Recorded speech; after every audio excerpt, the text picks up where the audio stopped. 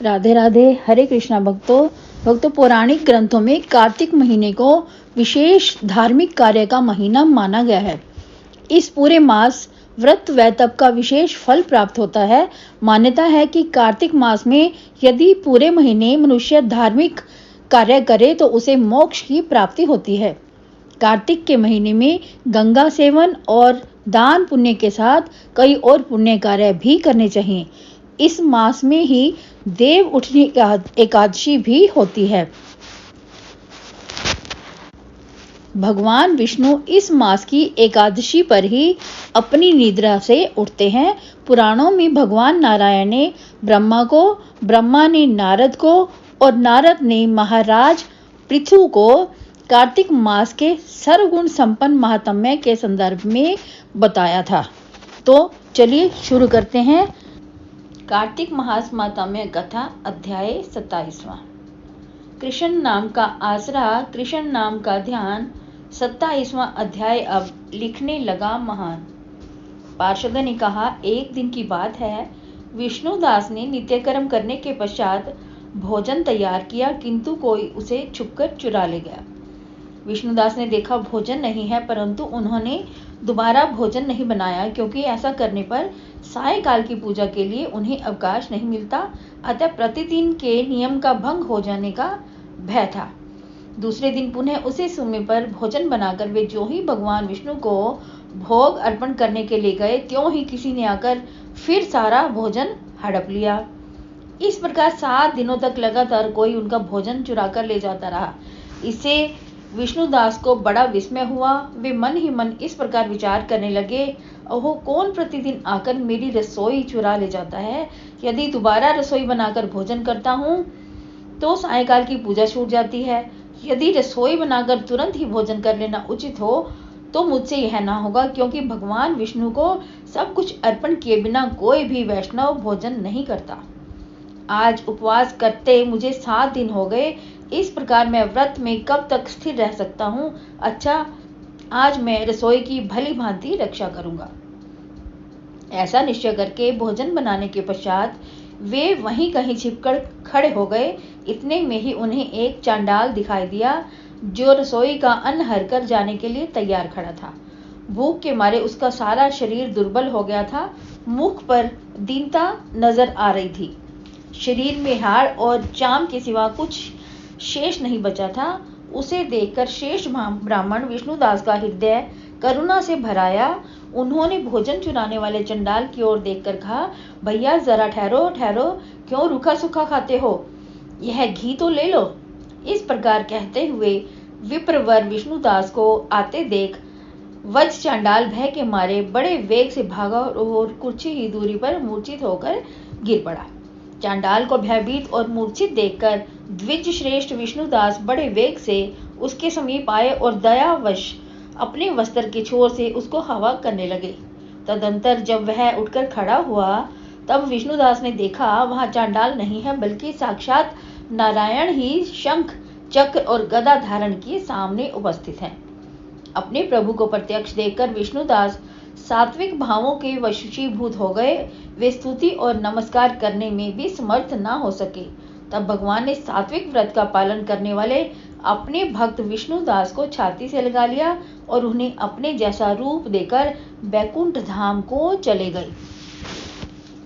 उस समय यज्ञ में दीक्षित हुए राजा चोल ने देखा विष्णुदास एक श्रेष्ठ विमान पर बैठकर भगवान विष्णु के समीप जा रहे हैं। विष्णुदास को बैकुंठ धाम में जाते देख राजा ने शीघ्र ही अपने गुरु महर्षि मृदुल को बुलाया और इस प्रकार कहना आरंभ किया, जिसके साथ स्पर्धा करके मैंने इस यज्ञ दान आदि कर्म का अनुष्ठान किया है, वह ब्राह्मण आज भगवान विष्णु का रूप धारण करके मुझसे पहले ही बैकुंठ धाम को जा रहा है। मैंने इस वैष्णव धाम में भली भांति दीक्षित होकर अग्नि में हवन किया और दान आदि के द्वारा ब्राह्मणों का मनोरथ पूर्ण किया, तथापि अभी तक भगवान विष्णु मुझ पर प्रसन्न नहीं हुए और इस विष्णुदास को केवल भक्ति के ही कारण श्री हरि ने प्रत्यक्ष दर्शन दिया। अतः जान पड़ता है कि भगवान विष्णु केवल दान और यज्ञों से प्रसन्न नहीं होते, उन प्रभु का दर्शन कराने में भक्ति ही प्रधान कारण है। दोनों पार्षदों ने कहा। इस प्रकार कहकर राजा ने अपने भांजे को राज सिंहासन पर अभिषिक्त कर दिया। वे बचपन से ही यज्ञ की दीक्षा लेकर उसी में संलग्न रहते थे, इसलिए उन्हें कोई पुत्र नहीं हुआ था। यही कारण है कि उस देश में अब तक भांजे ही राज्य के उत्तराधिकारी होते हैं। भांजे को राज्य देकर राजा यज्ञशाला में गए और यज्ञ कुंड के सामने खड़े होकर भगवान विष्णु को संबोधित करते हुए 3 बार उच्च स्वर से निम्न अंकित वचन बोले। भगवान विष्णु, आप मुझे मन, वाणी, शरीर और क्रिया द्वारा होने वाले अविचल भक्ति प्रदान कीजिए। इस प्रकार कहकर वे सबके देखते देखते अग्नि कुंड में कूद पड़े। बस उसी क्षण भक्त वत्सल भगवान विष्णु अग्नि कुंड में प्रकट हो गए। उन्होंने राजा को छाती से लगाकर एक श्रेष्ठ विमान में बिठाया और उन्हें अपने साथ लेकर बैकुंठ धाम को प्रस्थान किया। नारद जी बोले, हे राजन, जो विष्णुदास थे वे तो पुण्यशील नाम से प्रसिद्ध भगवान के पार्षद हुए और जो राजा चोल थे उनका नाम सुशील हुआ। इन दोनों को अपने ही समान रूप देकर भगवान लक्ष्मीपति ने अपना द्वारपाल बना लिया। कार्तिक मास महात्म्य कथा अध्याय 28वां। पढ़े सुने जो प्रेम से वह हो जाए शुद्ध स्वरूप। यह 28वां अध्याय कार्तिक कथा अनूप। धर्मदत्त ने पूछा, मैंने सुना है कि जय और विजय भी भगवान विष्णु के द्वारपाल हैं। उन्होंने पूर्व जन्म में ऐसा कौन सा पुण्य किया था जिससे वे भगवान के समान रूप धार के बैकुंठ धाम के द्वारपाल हुए। दोनों पार्षदों ने कहा, ब्राह्मण, पूर्व काल में तृणबिंदु की कन्या देवहूति के गर्भ से महर्षि कर्दम की दृष्टि मात्र से 2 पुत्र उत्पन्न हुए। उनमें से बड़े का नाम जय और छोटे का नाम विजय हुआ। पीछे उसी देवहूति के गर्भ से योग धर्म के जानने वाले भगवान कपिल उत्पन्न हुए। जय और विजय सदा भगवान की भक्ति में तत्पर रहते थे। वे नित्य अष्टाक्षर मंत्र का जप और वैष्णव व्रतों का पालन करते थे।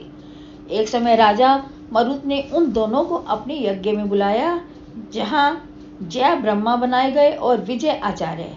उन्होंने यज्ञ की संपूर्ण विधि पूर्ण की।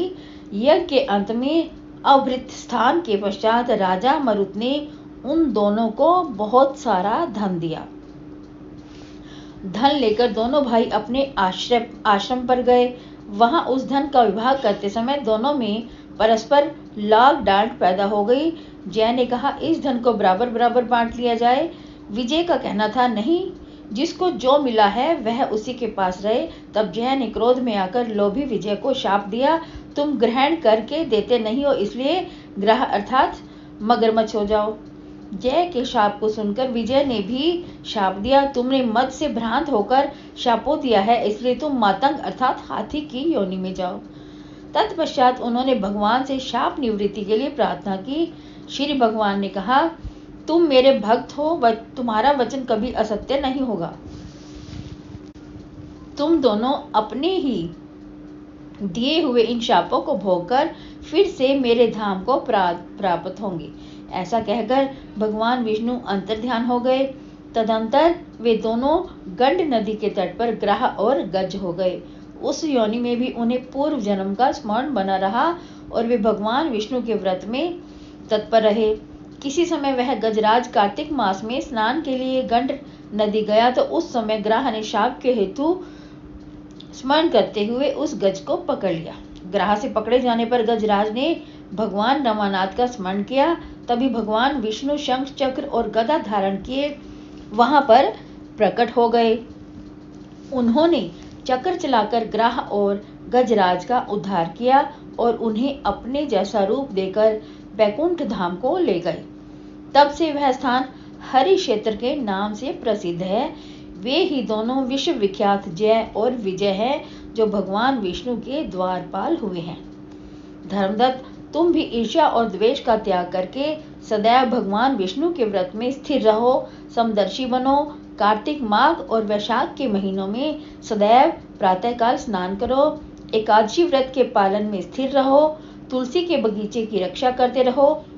ऐसा करने से तुम भी शरीर का अंत होने पर भगवान विष्णु के परम पद को प्राप्त होगे। भगवान विष्णु को संतुष्ट करने वाले तुम्हारे इस व्रत से बढ़कर न यज्ञ है, न दान है और न ही तीर्थ है। विप्रवर, तुम धन्य हो जिसके व्रत के आधे भाग का फल पाकर यह स्त्री हमारे द्वारा वैकुंठ धाम में ले जाई जा रही है। नारद जी बोले, हे राजन, धर्मदत्त को इस प्रकार उपदेश देकर वे दोनों विमानचारी पार्षद उस कलह के साथ वैकुंठ धाम को चले गए। धर्मदत्त जीवन भर भगवान के व्रत में स्थिर रहे और देहावसान के बाद उन्होंने अपनी दोनों स्त्रियों के साथ वैकुंठ धाम प्राप्त कर लिया। इस प्राचीन